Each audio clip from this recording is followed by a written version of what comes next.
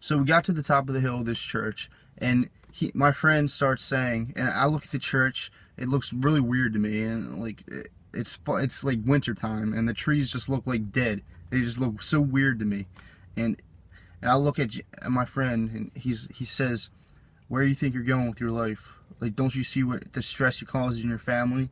Don't you see the path you're going down? Like, it just leads to this. It's just leading you to destruction." And I just looking at him, because I heard these verses in the Bible before, and something clicked. I was like, if he says one more thing like this must be Jesus. And he said, you're going down the wrong path. And I'm just like, wow, this is Jesus right here. I'm just speechless. I'm just like, because there's nothing to say. There's nothing to. There's the people there in Judgment Day are gonna have nothing to say to God, because God's gonna be completely right, and God has the power to send your soul to hell or heaven. They're not gonna have anything to say, and I feel so bad for them because they're so ignorant of the truth. And they're just Hosea 4:6. My people perish from lack of knowledge. That's the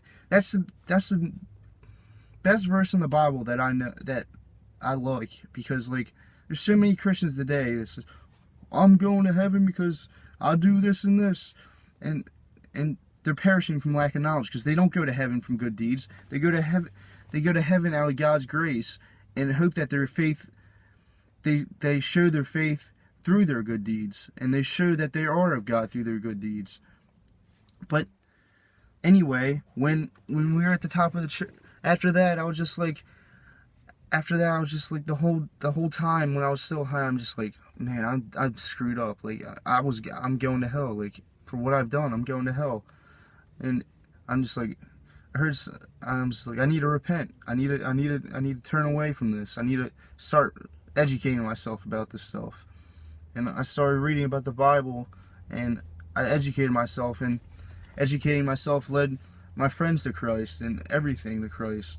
And I was able to warn them. I would have never even known about the rapture. I wouldn't even be on YouTube right now. You know, I mean, a lot of people right now on YouTube wouldn't be on YouTube if they weren't reborn.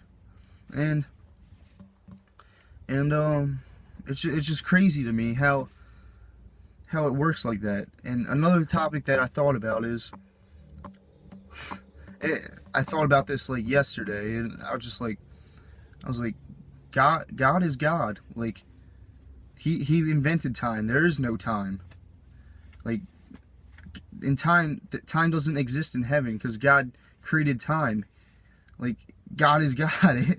It just hits you. Like, it's just so weird. And when I was anxiety, I was just so fearful of everything. I just didn't know where I was. Like, well, I didn't know where I was heading, but I just didn't know that the devil could make me feel that way from being so drawn away from Christ. And ever since I've been leading people to Christ and leading myself to Christ, I just trust in God now. There's nothing to fear about. I take no medication now. I haven't taken medication for like 4 years, and there are some days that just completely drag me down, and I believe I still am being oppressed by this demon. But I mean, until I go up, it'll just make heaven a whole lot better, you know. And there's nothing really I can do unless I get was like the demon cast out by a pastor or something. I don't know anybody like that, and time's almost out anyway, so we should be gone soon. And it's just crazy how that happens, how God works in those ways. And I would have died as a baby because I had heart surgery, and none of these people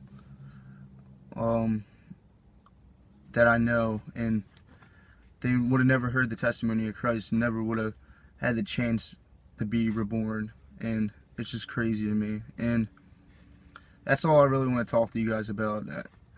And I guarantee none of you heard a testimony like this. If you have, let me know. But that's all. Thank you.